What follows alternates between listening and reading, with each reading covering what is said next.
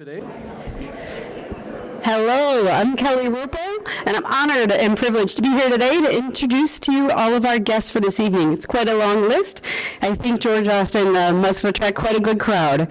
So I'm going to introduce all of our guests. I'm going to ask you to stand and please remain standing so we can give you a warm Rotary welcome at the end. So we have Therese Berceau, guest of Stu Leventon. We have Ricardo Blank, guest of Herman Bauman. We have Carolyn Cassie, guest of Mike Cassie. We have Eduardo Castro, guest of Lester Pines. David Dragseth and Hope Dragseth, guest of Jessica Petchett. We have Kristen Durst, guest of Bill Zeineman. Brian Nee Foy, guest of Mike May. Leslie Freehill, guest of Lester Pines. Judy Karofsky, guest of Ann Cardinal. Mary Lang Sullinger, guest of Maggie Porter Kretz. Tanya Letman Show, guest of Jim Christensen. Jim Montalto, guest of Renette Wrigley Moore.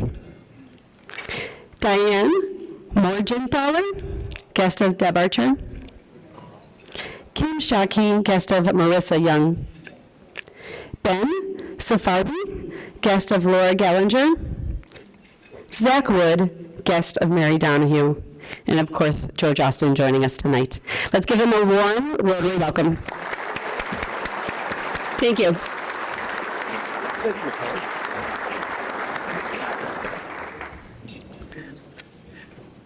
You didn't know, Kelly, we put you that much to work, did you, today? Thank you for that, Kelly. And welcome, everybody. So one of the things, I also want to say thanks to Nick and to Jeff for the great music before, too, the meeting. So thank you for that. Appreciate all your talents. And one of the things I'm going to do this year is talk a little bit about what makes the Rotary Club of Madison so special. And the banker in me just can't resist numbers. So you're going to have to be subjected to numbers this year.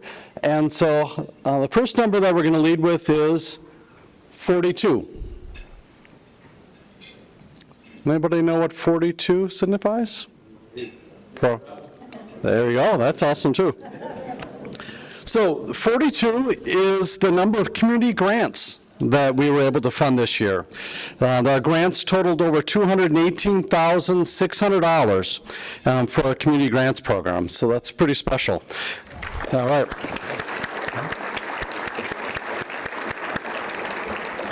It should make us all proud to be members of the Rotary Club of Madison, and I want to say thanks especially to everyone who made gifts to the community grants campaign that we do and enabled us to provide this much needed support in our community. So number 42. All right, and as I mentioned last week, we are celebrating 35 years of women in Rotary this month. Last week, all right, you bet that deserves it too. And last week, Rich Leffler shared the history of steps taken to allow a club to admit women. And so today we're going to hear from past president Susan Schmitz, and she is going to share some firsts for the women in our club. So welcome, Susan.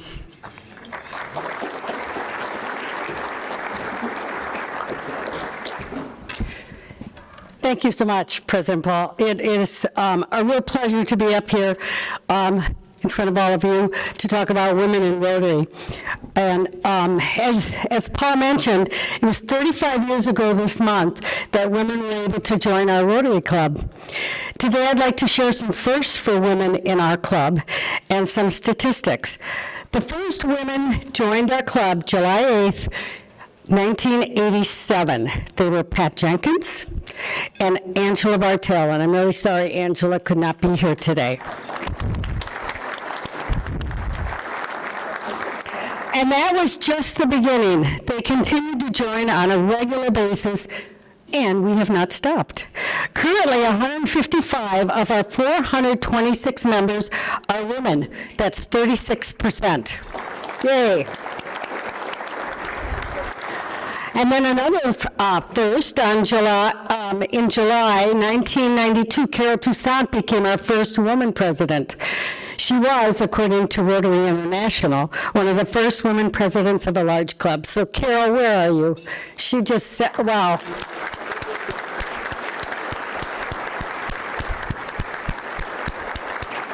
She was an amazing president. I remember that very well. So we have had 11 more women serve as presidents since then. They are, and please stand along with Carol, but Carol, she already stood, which is good, and are here today, and I'll name them with the Rotary year they served. So first is me, Susan Schmitz. I served in 95-96, Melanie Rainey, 1998 to 99, Angela Bartell, 03 to 04, Christine Beatty, 04 05, Regina Milner, 06 07, Julie Olick, 10 to 11, Renee Moe, 13 to 14, Michelle McGrath, 16 17, Donna Moreland, 17 18, Andrea Kaminsky, 19 to 20, and Teresa Holmes, 21 to 22. So let's give them, thank you.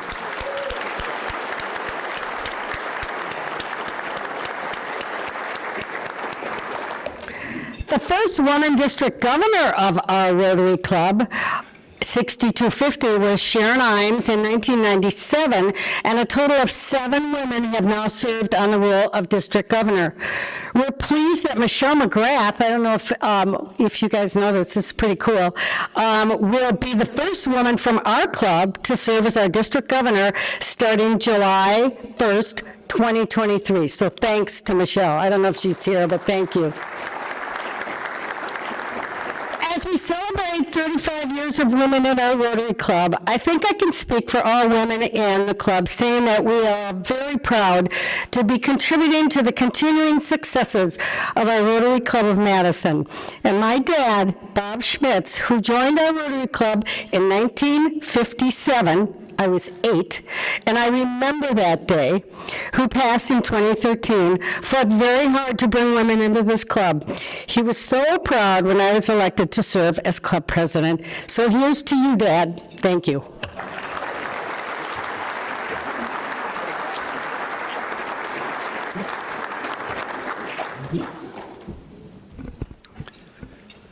Thank you for that, Susan. That was incredible. What a great, nice history of our club and good recognition. And I think we could even do better to get closer to 50% of women in our club. So, everybody get out there and talk to some great women leaders in our community to help be part of really what we do all over the community here. So thank you for that, Susan. I appreciate it very much.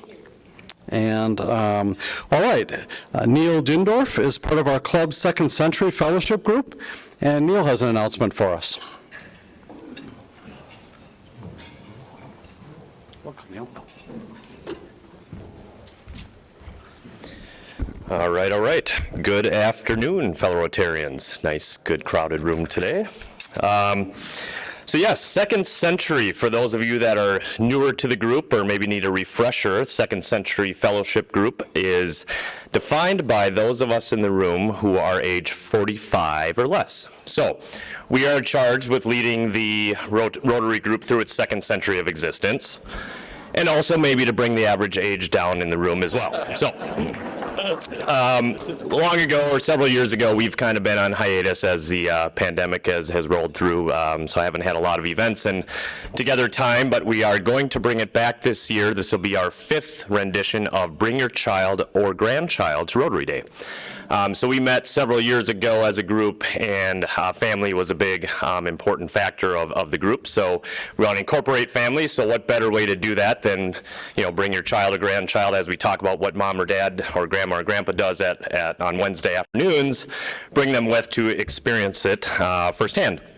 So August 17th, our regular Rotary meeting will be filled, hopefully, with many little children in the room. If you're wondering, like my father did, what age is appropriate, he's thinking of bringing the 11-month-old granddaughter, so that would be a new low. I brought my own children as early as age 2, so maybe that's a defining age, or you can risk it with the infant if you'd want. But usually age 2 to 17 is our range of children in the room. So feel free, save the date, reach out to your own family members, bring them along. We'll have Jennifer Javornik.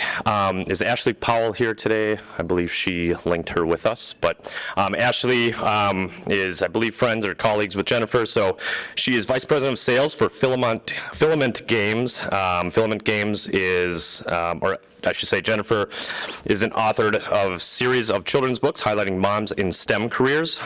She'll tell us how Filament Games increases efficacy and engagement in learning through digital learning games, simulations, virtual and augmented reality. And she'll have some interactive games and activities for the kiddos in the room as well. And you might be a kid at heart, so you might find some good entertainment from it as well. There are yellow sheets on the table. You can certainly fill those out, leave them on your way out. You can, of course, contact the Rotary office. Because we'll need pre-registration. For those of you growing tired of the buffet lunch, we will have a child-friendly meal for the children in the room that day, so you might want the chicken nuggets and mac and cheese, but you'll have to arrange that with the office ahead of time. So August 17th, please mark your calendars and spread the news to your family members. So hope to see you all there. Thank you.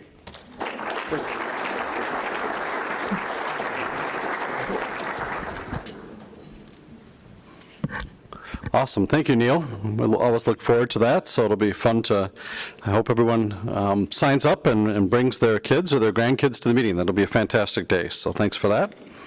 And our Rotary Board of Directors held a retreat last Friday out at Holy Wisdom Monastery. So thank you to Charles McClymans for hosting us. I appreciate that very much, Charles. And we also had our first board meeting of the year. So if I could have all the board members and officers of the club please stand and be recognized.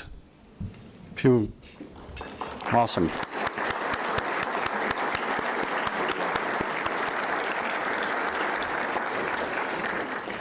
Thank you for your important service to our club. And we have birthdays to celebrate with a bit of humor and wisdom to complement Rotary's mission. So we also encourage members to make an age-appropriate gift to the Madison Rotary Foundation, rounded up to 100 for our club's Synergy Scholarship Fund. So we've got July 17th, we've got Michael Muka. July 17th, Ward Pike. July 17th, John Sims. July 21st, Tina Choles. July 21st, Scott Hamerson. July 21st, past President Dave Mullenhoff. July 21st, Jessica Patchett. July 22nd, Sean Carney. And July 22nd, Abby Corso. So thanks to our celebrants for their contributions to Madison Rotary Foundation, and please join me in wishing them a happy birthday. Happy birthday to you. Happy birthday to you. Happy birthday to you. Happy birthday to you.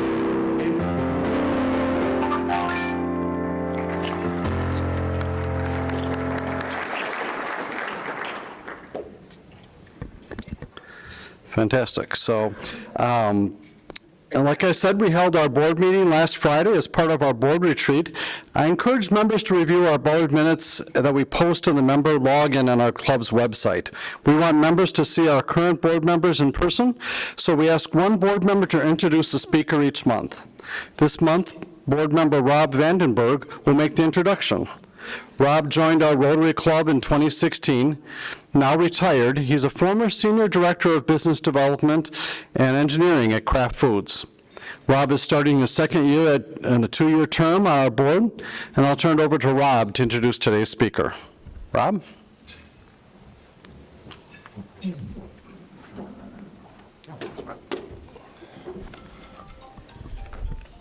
Thanks, President Paul.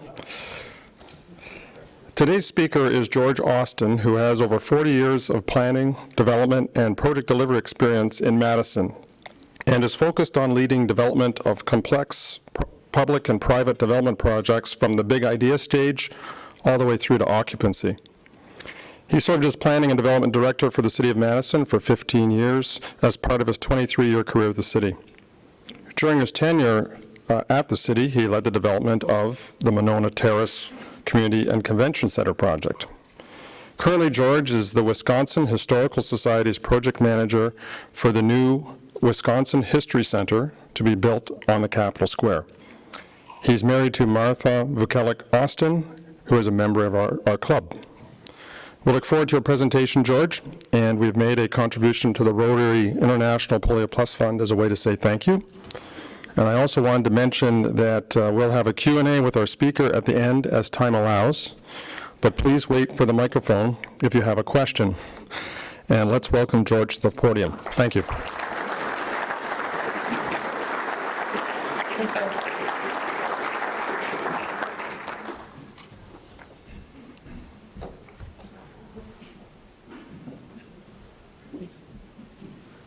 Well, thanks, Rob, for that warm introduction, and good afternoon, everyone. It's really great to be here, seeing old friends and familiar faces and making some new acquaintances. It's a wonderful day. And what a great place, Monona Terrace, in this room to gather.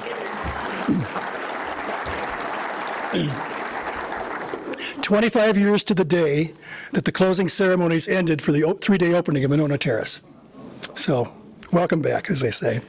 I hadn't planned to do this, but seeing the audience today, I think we'll do a little audience participation. So I'm going to enter a couple categories. So the first one is if you were an elected official, an appointed official, if you served on the Monona Terrace board, you're involved in the city-county-state partnership to help make this facility reality, would you stand? Then and now. Then and now.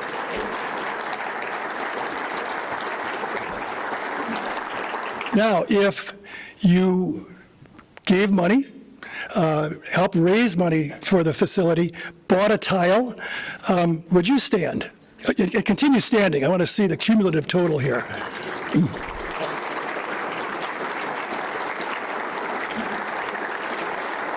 And finally, if you voted in the 1992 referendum, would you stand?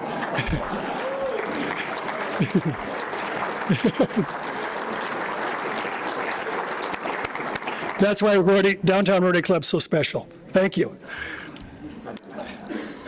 So as I thought about the topic today and how to organize my thoughts for the discussion, I looked back at the presentations I've made, and I realized I've spoken to the Rotary Club of Madison on 5 previous occasions. The first occasion was in June 1989, 33 years ago, as the city's Director of Planning and Development. And I was then here with newly elected Mayor Paul Soglin that day to present the city's proposed Downtown 2000 Master Plan. We can advance that slide. There we go. We talked about the 4 strategic goals in the plan and the series of policies, initiatives, and development opportunities, which, if implemented, we believed could transform the downtown area into a great place to live, work, and recreate. One of those 4 goals was to establish downtown Madison as a state and regional tourist and convention center. Now, the pivotal strategy in that goal is obviously to site and build a convention center, and the convention center was already under discussion at different sites. But we also recognized that visitors would bring added vitality to downtown Madison on evenings and weekends and provide a major market for the downtown's entertainment, hospitality, and retail sectors. Well, 1 year later, in 1990, July of 1990, Monona Terrace took center stage when Mayor Soglin announced the creation of the Monona Terrace Commission to study Frank Lloyd Wright's 1959 plan for Monona Terrace. But this time, to house a modern-day meeting and convention facility rather than a civic auditorium. He also announced the appointment that day of George Nelson, a local businessman, civic booster, downtown Rotarian, to lead the 27-member commission, and in so doing, revived Madison's most interesting civic saga, spanning a full century, and one that still fascinates and motivates civic leaders and Madison citizens today. It's a grand civic vision, a story of resiliency of ideas that stand the test of time, of intense civic debate, and the power of such a vision that can have on shaping the physical character of a place now and into the future. Well, Monona Terrace was actually made possible, at least in my presentation today, by the actions of a Madisonian 115 years ago in 1907. John Olin, a successful lawyer and one of Madison's most renowned citizens then and now, believed in the potential of Madison. He is the most well-known for establishing the Madison Park and Pleasure Drive Association, which created the city's well-regarded park system. Olin believed that Madison was a special place with unique opportunities and was convinced that the creation of a city plan was the key to unlocking the great potential of the city. To this end, he searched for America's preeminent planner, and he convinced a reluctant city council to commission John Nolan, who was considered America's first city planner, to come to Madison and produce a city plan. At that time, only 1% of American cities had plans. Well, John Nolan got right to work, and he completed and published his work in 1911 in a report titled Madison, a Model City. He saw the inherent beauty of the place, saying, Madison occupies a site of rare distinction. No other city in the world has such a unique situation on a series of lakes with an opportunity for so much and such direct relationship with beautiful water frontages. He went on to say that Madison can be developed to establish a new standard for city making in the United States, a model American city. Well, the stage was set. His most dramatic idea in the plan was his proposal for a great Capitol Mall, connecting the Capitol building, which was under construction, to Lake Monona and an esplanade along the lake. Nolan described the Lake Monona approach to the Capitol as certainly unexcelled and probably unequaled in any American commonwealth. Continuing, he said, the Capitol Mall and esplanade would contribute more than any other one thing to the making of Madison, and in a measure, to Wisconsin. The seed that Nolan had planted in his proposal would engage Madison's citizens almost immediately and unknowingly unleash a civic discussion in Madison for the rest of the 20th century. 25 years after Nolan's plan was published in 1938, Wisconsin native and architect Frank Lloyd Wright introduced a project originally named Monona Terraces, later to be renamed by Wright Monona Terrace, at the foot of Nolan's Grand Mall. Wright's plan proposed a megastructure featuring a civic auditorium, city hall, city and county courts, a community center, gardens, railway station, and parking jutting out over Lake Monona. It was Wright's interpretation of Nolan's grand plan to connect the lake and the city. Wright said at the time, this scheme discovers the lake and claims the lake for the life of the city. Wright also said, for a variety of reasons, that project wasn't built. But the big idea, nor the project would go away. From 1938 to his death in 1959, Wright redesigned his Monona Terrace project on several occasions, trying to meet the changing community needs and to build a grand public place. His original concept envisioned Monona Terrace as a center of government and extended some 300 feet over the water. By the 1950s, no, I'm sorry, you're already on that slide. By the 1950s, Wright had pared down the design to a municipal auditorium, which you see here in the slide, and a civic center to serve as the city's cultural arts center. You may note the handsome gentleman in the white suit on the picture on the right. That happens to be Jeff Bartell, your downtown Rotarian Jeff Bartell's father, Jerry Bartell. You can see where you get your good looks, Jeff. And next to Frank Lloyd Wright is Mayor Ivan Nestigan, looking at the Wright plans. But over the years, Wright's Monona Terrace came before the voters 3 times, but each time Wright's opposition managed to thwart the construction, despite 2 approvals by the voters. Each time Wright's opposition managed to do that, Wright, however, continued to push forward, and the design, however, had taken root, and more attempts to build Monona Terrace faltered in the 60s and the 70s, and by then, at least for much of the community, the dream seemed dead.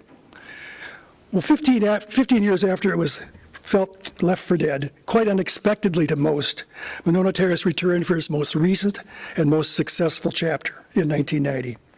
The city's desire to revitalize the downtown is embodied in that Downtown 2000 master plan, merged with the fascination of Frank Lloyd Wright's architecture.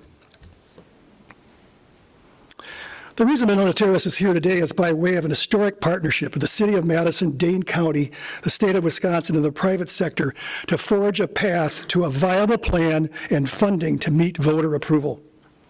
The project brought together disparate elements of the community: a Democratic mayor, a Republican governor, and a public that had become known for its derisive battles and lack of decision-making.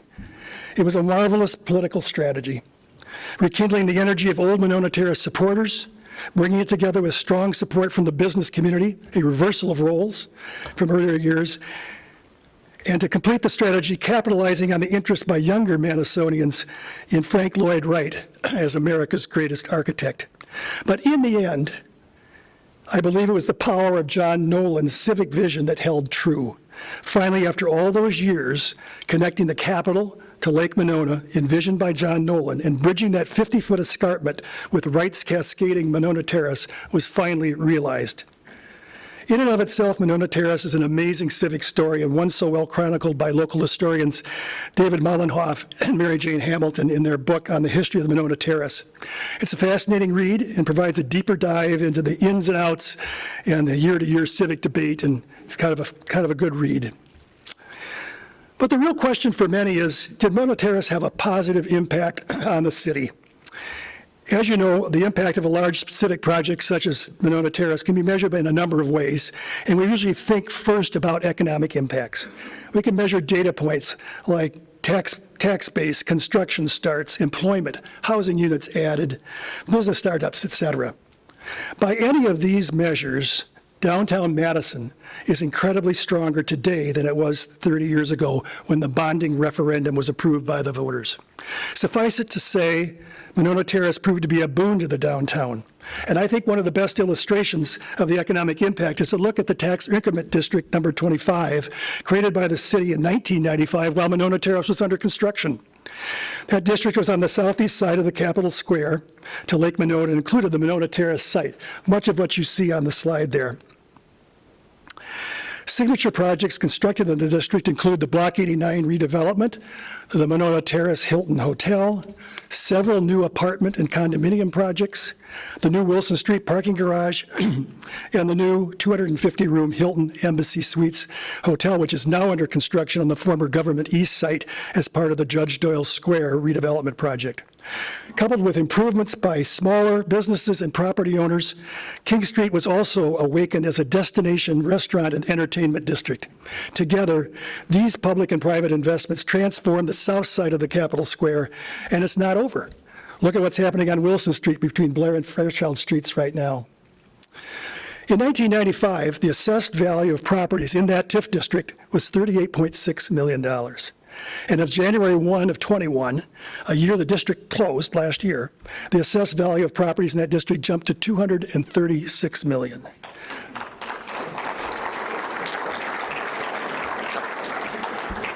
That's nearly a seven-fold increase and among the largest gross in value of any TIF district in the city's history since the city began creating them in 1977.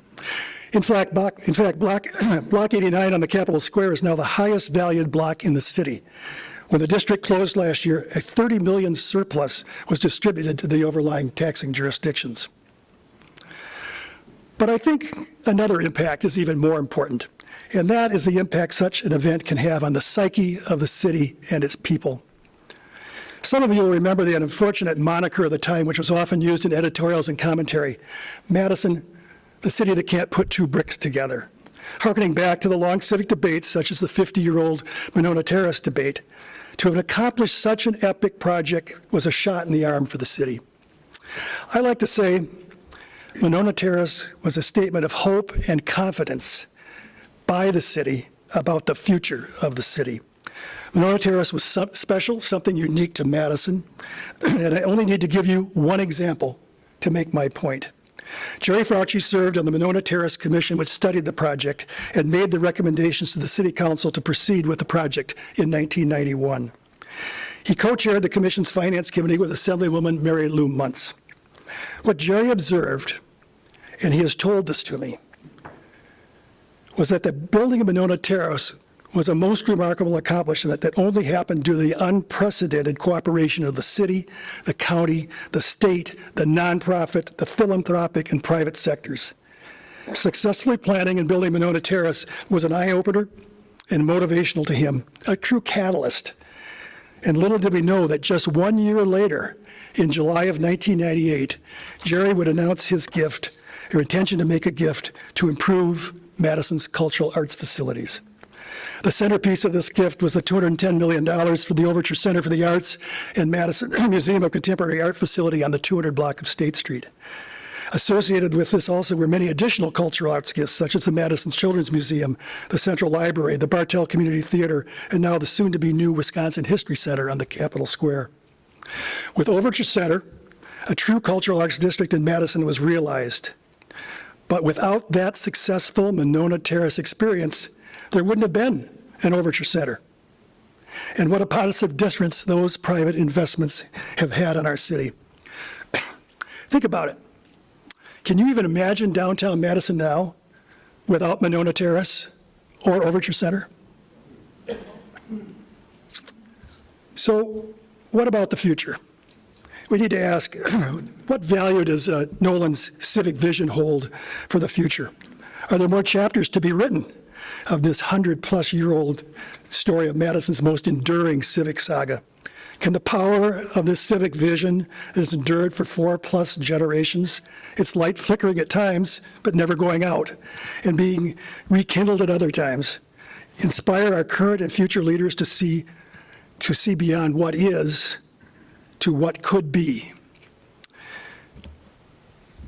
It's easy to question how a plan completed over 100 years ago can still be relevant today. We need to remember, however, that good ideas have staying power, and that cities are organic in how they grow and change. The vision needs to now be interpreted in a 21st century context and a modern day lens. And now's the time to chart that course. Successfully completing Monona Terrace created the opportunity for more chapters of this story to be written. The Lake Monona waterfront, from Olin Park across the causeway to Monona Terrace and Law Park, 1.7 miles of shoreline, remains one of Madison's greatest unrealized opportunities to connect the neighborhoods of this city in transformational ways from South Madison through the Isthmus to Olbrich Park. Through the efforts of the private Friends of the Nolan Waterfront and city leadership, the city is poised in the coming months to bring to Madison a world-class design team to prepare a visionary, inclusive, and environmentally focused master plan for the Lake Monona waterfront. Just as John Olin brought a world-class landscape architect and planner in John Nolan to Madison over 100 years ago. Yes, there are more chapters to be written, and I'm sure these exciting efforts will be the topics of other speakers at the Downtown Rotary podium in years to come. As we look forward, Madison's downtown will be a renaissance of the new with the old, build on the work and the people who have preceded us. An expansion of Monona Terrace will undoubtedly be part of the effort as its book of business continues to grow. The new Embassy Suites Hotel will open next year, and the number of hotel rooms available to Monona Terrace will double within 2 blocks of the facility, further expanding its reach for meetings and conventions. Maybe Frank Lloyd Wright's 1893 design for the boathouse for the city will make it into the plan.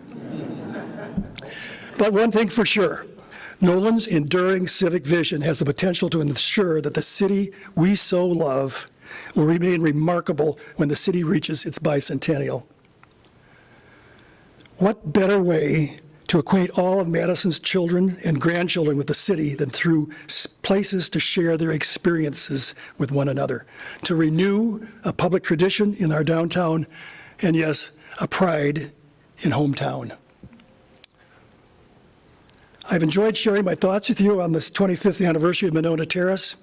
I hope you can attend the anniversary festivities this Saturday here, and I thank you for your attention, and I'm happy to take any questions and comments. Thank you.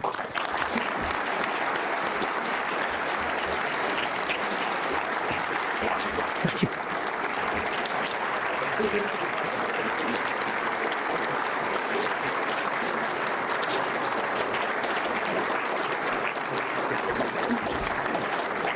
Thank you.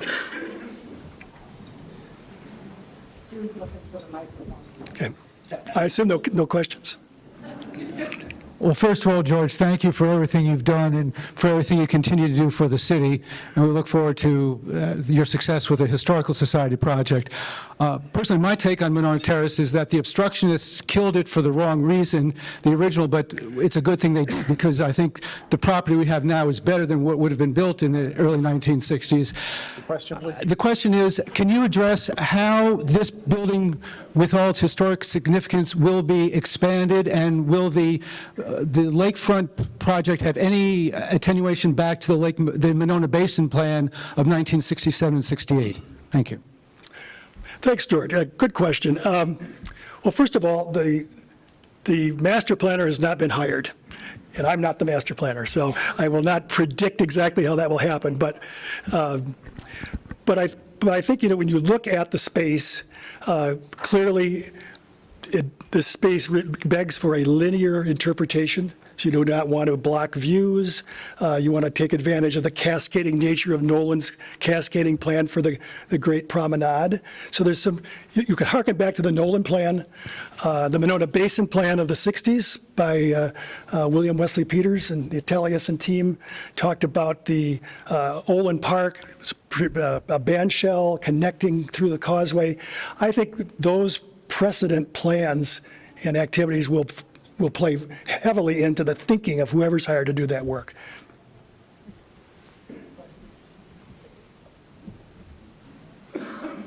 Need to be patient today. We only have one microphone. Thank you for everything you did, George. Not that Madison's a litigious city, but do you know how many lawsuits there were over this plan for Monona Terrace over the last century? Well, one thing that made Monona Terrace so interesting was, first of all, it was built on lake bed, so we had state and DNR rules to follow. We needed the Environmental Protection Agency at the federal level and the Army Corps of Engineers to approve the project. We needed to relocate a highway with 75,000 cars traveling while we were building it, and rebuild that and get approvals from the state to do that. So a lot of fingers touched the project, and you know, there was a reason that, you know, Frank Lloyd Wright had his detractors in his day. There were people that thought the project cost too much. There were people who just didn't like convention centers. So there was robust discussion, as you all know. You all stood up and know what that was like then. But all of that generated 5 lawsuits. There were, I think, 2 at the state level and 3 at the federal level. You know, that we had to prove environmentally that we weren't going to harm the lake or the aquifer below the lake. We had to prove that we had done the processes properly and analyzed issues, and those choices are made, and the voters, you know, we have to give most of the credit to the voters. My worst nightmare was they would approve the project but not the money, and they approved the project 52 to 48%, and the money 51 to 49. So it was a hurdle that seldom we could get over. So I think the other thing I'd just like to add was the legislature on the money the state put in and had said that the project had to begin construction by December 31, 1994. And I think part of the strategy of the lawsuits was to run the clock out. And we were able to actually break ground the 3rd week of December. And actually, one of the opponents actually pitched a tent on the site and took pictures as that occurred. So anyway, and we could sit here all afternoon and tell Monona Terrace stories, but we're not going to do that. George, I'm always impressed by you, even though I'm more impressed with your wife. Just want you to know that. But you're very, very bright and very smart. I agree. I agree with you, too. I love that you mentioned that at one time it was 38 point something the property, and it's gone up to over 200 million the property. And then the economic boom, has that resonated or gone down with people of color as well? Number one, by contractors and other entities that will benefit from the economic boom that continues to happen here in Madison and Dane County. And I've been recently doing some research on the billions of dollars that we've done on construction with the city, the county, the university, and so forth, and the economic boom has not been beneficial to minority contractors. I'm asking, what strategy or plan will there be for such entities? Thank you. Thanks, Juan. I do agree with your first point wholeheartedly. And you raise an important point. The first thing I would say is when the tax base goes up, that raises all ships, and it provides tax dollars to the city, the county, the school district, the MATC, the library system, to be able to provide quality services to all our citizens, whether that boom that's happening in the downtown or other neighborhoods of the city. So I don't think we should lose sight of that. So I consider that to be one of the most important activities of local government, is to create an environment where the city is stable, and that certainly has happened here at local government, city and county. But as we look forward, one of the things we have to do to be a healthy city as we look toward our bicentennial over the next 30 years is we have to find ways to increasingly make sure all our citizens benefit more equally than they have in the past. We need a thriving black and brown middle class to be a healthy city in the future. We need to make sure there's affordable housing and that there are the opportunities, because our younger people get good educations, we encourage them to stay. All those investments need to be made. I think we're making great progress. It's one step at a time. We see the fits and starts every day as we watch civic debates, but I am optimistic, and I think we can get that done. George, I just want to let you know and thank you for being such a good gatekeeper for the city. But during the 8 years that it took from the commission to the opening day, what was if you want to share with the group, maybe the most prominent episode or thing that almost took us down or brought us up? The memory that influenced you the most during this project? Before you answer, we should recognize Mary as the woman, Mary Solinger, who created that program, a fundraising program with the bricks outside. The tile campaign was Mary's idea, but flawlessly executed. I should have thought that question might be asked, but, when you have a gestation period for these projects like they are, things tend to merge. And I've always thought that, you never want to get too high when things are really good. You never want to get too low when things aren't going so well. You got to kind of keep an even keel. And so I think the night the referendum passed was a watershed. I mean, it was, I kind of girded for the worst because we'd been working on it for 3 years, basically, by the time it came to the voters. We still had to go to the county and get the money, and so that was a high point. Low points, it got built, so I'm not sure there was a low point.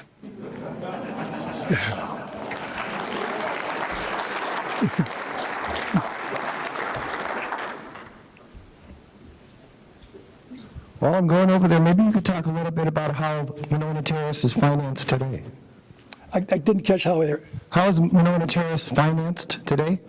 Today, well, I'm not a student of that, but I think the city has provided a major funding source from the room tax. As you know, the state controls how those funds can be allocated in terms of types of uses.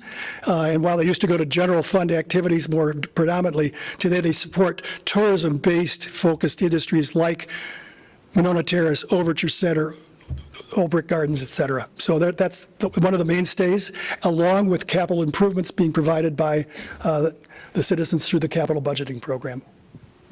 Yeah, George, 25 years ago, we were obviously a lot younger, and through your efforts, this major project really saw what it is today. What advice would you give this council, this mayor, and future councils and mayors to really move Madison forward in conjunction with what Juan had said? Because like you had indicated, you need a strong brown and black middle class as well. But we seem to be in a kind of a time warp, and there isn't quite the vision that used to be there. So what advice would you give them? Thanks, Nino. Channel a little bit of the Monona Terrace success. When you think about what it took to achieve this project, from ashes to what it became and what it, has set the stage for in the future, think about, if we could bottle that, take a little bit of that and attack the issues of the day in our neighborhoods, in our schools, build coalitions, across party lines, across cultural divisions. I think to the extent that we can elect leaders and have people in positions of leadership that think that way, are collaborative, much can be done. This is a can-do community. I mean, I've always believed in my years as city planning director and since that there's no problem we can't solve if we put our mind to it. And I think we've shown it time and time again, and we're faced with 21st century issues, and we can do it again.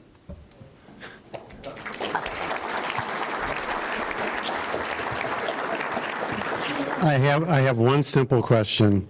Does anyone here believe that Monona Terrace and Overture would have been completed had it not been for George Austin?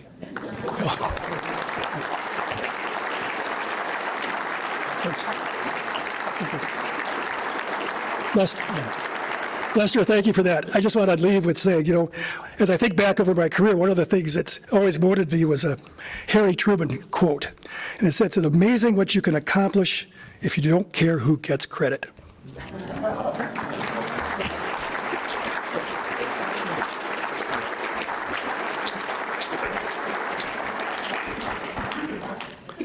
Wow, thank you for speaking today with us, George, 5 times. That's fantastic that you came back, and you've promised 5 more times yet before you hang it all up, and whatever that is, George, so we would love to welcome you back.